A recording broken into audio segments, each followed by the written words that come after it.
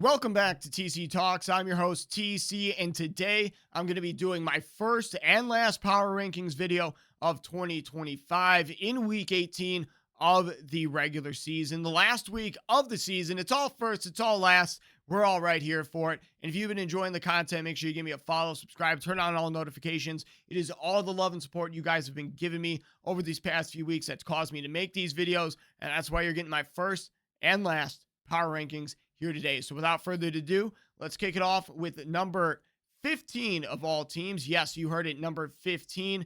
We're going to be starting with two teams. It is going to be the Buccaneers and the Steelers. Both these teams seem to not want to make the playoffs. The Steelers losing to the Cleveland Browns and the Buccaneers losing to the Miami Dolphins. Do I need to say much else than that? Then at number 14, you have the Baltimore Ravens, currently on the outside looking in for the playoff picture, but a big win over Green Bay put them in a position where their destiny is in their own hands, and they very well could be the last playoff team to make the playoffs. So we'll see what ends up happening with this team, but I got faith in the Ravens. They've been trending in the right direction the second half of the season, so I had to give them their flowers, put them actually in the playoff rankings, and that's why they sit at number 14 in the power rankings. At number 13, yet again, another team that doesn't know if they want to make the playoffs or not. We got the Carolina Panthers. Now, they're above the Ravens because unlike the Ravens, they currently sit within the playoffs. But again, unlike the Ravens, I don't know if this team wants to be in the playoffs because they have not been playing like this is a playoff-bound team. They have been playing pretty mediocre. I had a lot of expectations for them against the Seattle Seahawks, and in the first half, I'm like, here we go. They could absolutely cook, and then they just burnt the place down. Instead, absolutely got run over by the Seahawks in the second half, and it was abysmal. So that's why they're down here at 13. At number 12, we have the Green Bay Packers. Now, this is no diss to the Green Bay Packers. We all know I'm no Packers fan. We all know I hate the Packers, but it is the injuries that Green Bay has sustained. It's the loss they had last week against the Baltimore Ravens, and that's exactly why they're down here at 12. I don't have a lot of hopes for them in the playoffs, and I don't have a lot of hopes for them against the Minnesota Vikings, who have been absolutely tearing it up in week 18. So that's why they sit down here at 12. And at number 11, just looking from the outside of the top 10, we got a team that was top dog in the NFC for so long, and that is the LA Rams. The Rams, they looked absolutely terrible in this most recent game against the Atlanta Falcons. The Falcons running all over the Rams defense, and the Matthew Stafford did not look like the Matthew Stafford we know.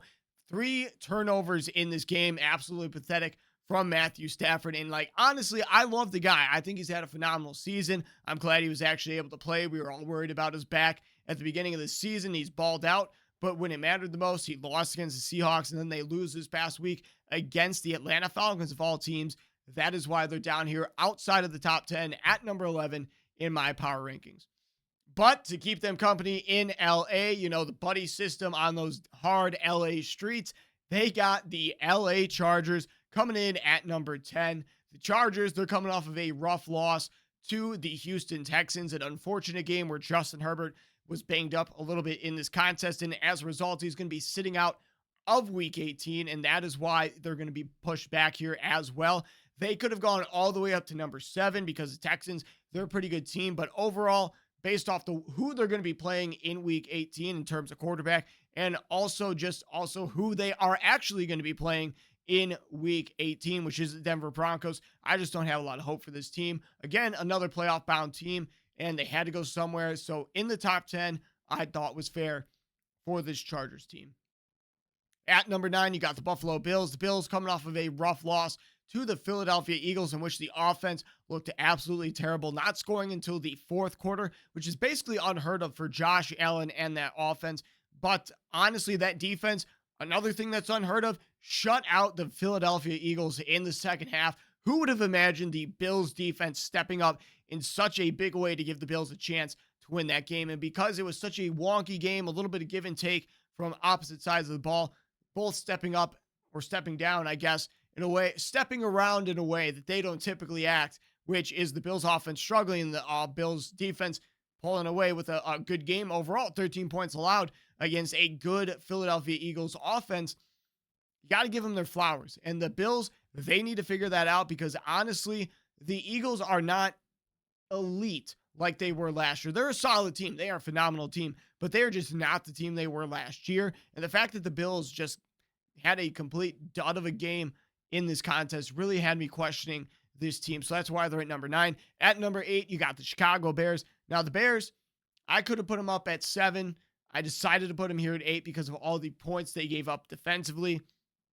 But they got a little bit more respect than the Bills with the amount of points they were able to put up on offense. Absolutely ridiculous game.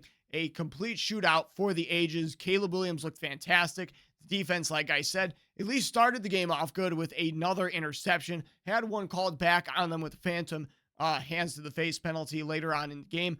But overall, good game from Chicago. They have a solid game to end the season. They're going to be taking on the Detroit Lions, who have been eliminated from the playoffs, all because they decided to lose against the Minnesota Vikings, which completely ruined my fantasy season. By the way, thank you, Jahmyr Gibbs, for your 6 fantasy points. Really appreciate that.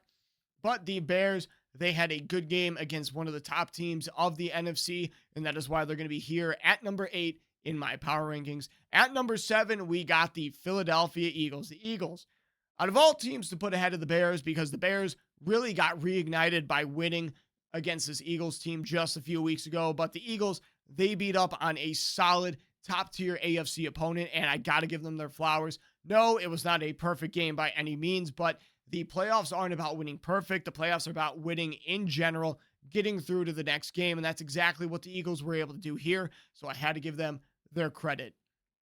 At number 6, we got the Texans. The Texans, they beat up on the Chargers. It was a little bit of a close game, but the Chargers are a tough opponent. So I decided the Texans, even though it was close, even though they looked pretty good overall defensively, the offense, again, not exactly where you want it. So that is why they're down here at number 6 in the power rankings. At number 5, you have the Jaguars. Now, the Jaguars could have easily flipped with the Houston Texans, but just based off the fact they have a better record overall, I decided to keep them ahead. But they had a stinker of a game. I know they won.